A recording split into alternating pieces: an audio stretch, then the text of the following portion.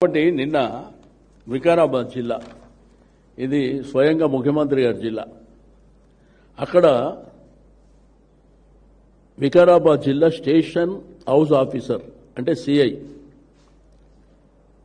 తాండూరు పట్టణ పరిధిలో గల టెంట్ హౌస్ షాప్ ఓనర్లు, ఫంక్షన్ హాల్ ఓనర్లు, కమ్యూనిటీ అండ్ కన్వెన్షన్ హాల్ ఓనర్లు మరియు అసోసియేషన్కు సంబంధించిన వ్యక్తులందరికీ తెలియజేయనది ఏమనగా, ప్రస్తుతం ఆర్టీసీ కార్మికుల సమ్మె నడుస్తుంది.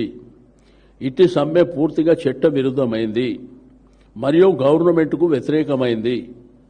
ఇట్టి సమ్మెకు ఎలాంటి పర్మిషన్ లేదు. కావున పైన తెలిపిన వ్యక్తులందరికీ ఇట్టి సమ్మెకు మీ యొక్క సామాన్లు కానీ టెంట్లు కానీ ఇచ్చి అట్టి సమ్మెకు మద్దతు పలికినచో అట్టి వారిపై చట్టరీత్యా చర్యలు తీసుకుంటామని సందర్భంగా తెలియజేస్తాం. అంటే డీజీపీ గారు మాట్లాడాలి ఈ విషయంలో. అంటే మీలాగా వాళ్ళు కూడా ఎంప్లాయీస్ కాదా, ప్రభుత్వ ఉద్యోగులు కాదా, ఆర్టీసీ సంస్థల కార్మికులు ఉద్యోగులు కాదా? అంటే ఈ విధంగా పోలీసులను పెట్టి ఏదైనా అంచే వచ్చాయని చెప్పి మీరు అనుకుంటారు కదా.